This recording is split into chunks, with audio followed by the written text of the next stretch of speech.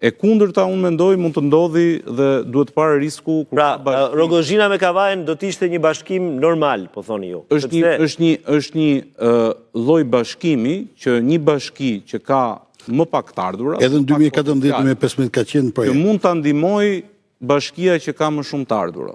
Jo duke i dhënë të ardhurat nga të ardhurat e vet, i jep gjithë përvojën, i jep gjithë kapacitetin administrativ, ka një sër gjëra që mund ta ndihmojë dhe mund të bëjë më shumë projekte. Dhe ato projekte që thon Bashkimi Evropian. Bashki që janë në vështirësi dhe ose të barazvlefshme, mund të themi, në potencialin ekonomik, në zhvillim dhe në perspektivë, por nëse duam të shtojmë dhe densitetin e popullsisë dhe element tjerë, e bëjnë shumë të vështirë të ekuacion. Sepse sado që mund të bashkohen, do kenë po të njëjtin, do të thjesht do bëhen bashkë, por do kenë, nuk është se do zgjerohet dhe do bëhen të aftë. Do kenë vështirësi për sa i përket pjesës të gjeturit forcë punëtore, këtu mund të vlejnë në rastin për shembull përmet kultur. Do kenë vështirësi për sa i përket edhe aspektit për të arritur të themi të performojnë në ekonomi shkallë, sepse mundësia për të pasur më shumë resurse, më shumë të ardhura, do jetë gjithsesi e kufizuar sado që do zhvillohen, dhe nuk do i jep të përmirëtim ato shtysën dhe ato zgjidhjen që mund të pretendojë. Dhe po marr shembujt vetëm 2 të fundit që janë, si në rastin e Belqserik dhe Kryqëzipërmet, duhen arsyetuar mirë, pasi ka një pjesë të konsiderueshme të problematikave që mund të persistojnë dhe në rast bashkimi. Në raste përsërisë të tjera ku ka një qendër urbane dhe ekziston që kjo qendër urbane është në 30 maksimumi 45 minuta larg e arritshme nga të gjithë, unë mendoj që përfitimi është i provuar në të gjitha skenaret, përfshirë reformën territoriale të 2014-s së Shqipërisë. Okej. Zoti Adimali? Pajtohem me pjesën e dytë të logjikës, kështu është në... Tani ju nuk kërkoni këto bashkime bashkisht, por kërkoni që krahas këtyre 61 bashkisht të ketë dhe bashkit të vogla. Po, kështu kërkojmë ne, por çështja që unë kam tash si bëhet reformë. Po.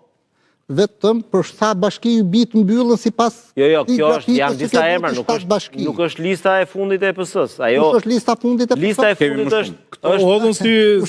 Ja ta them unë, lista e fundit është 40 dhe 50 bashkive. Këto informacion më kam marrë unë. Po 50 bashki, për 11 bashki, për të mbyllë 11 bashki, po e bëm këtë reformën ne. Po së flitet për atë. Por edhe një herë, unë po them qa është qasja e EPS-s, pastaj...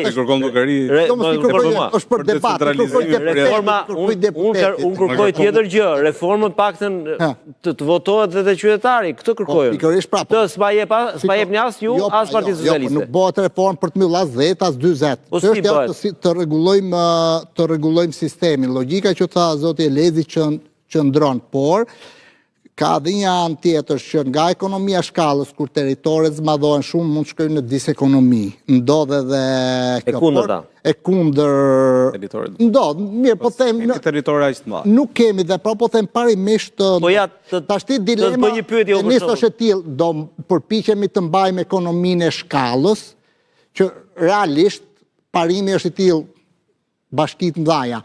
Por eksperienca 2015 dhe me këto 61 bashki që kemi sot, me thënë drejtën nuk u arrit absolutisht. Dhe si pas raporteve të monitorimit që kanë bërë 2 ministra dhe në raporte shumë të mira, mund vjekej të them, por 50% e bashkive mund t'ju vesh Chelsea dhe mos kesha si Merak. Me thënë drejtën. 50% e bashkive aktual. Nga 60 e një. 30 janë me i performancë shumë të dobët, përveç bashkive që zoti Elezi përmendi 7-8 që janë të shëndetshme. Por, çështja është tashmë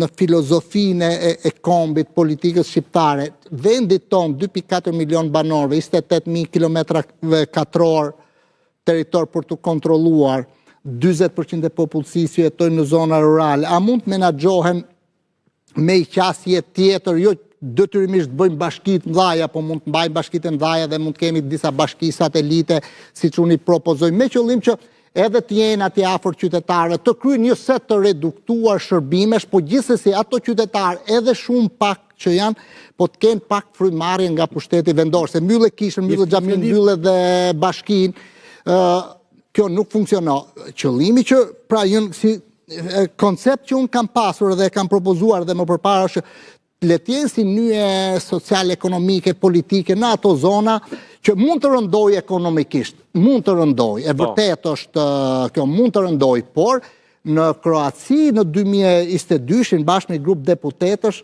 kur e pyetëm për këtë reformë dhe ju thamë si merrni eksperiencë në Shqipëri që t'i mbyllim mirë, jo, nuk i mbyll, ne gëzojmë shumë, që po në rrinë njerëzit në për komuna, në për fshatra dhe kanë interes politik, sepse mbajnë gjallë jetën social-ekonomike. Mirë, shkojmë publicitet.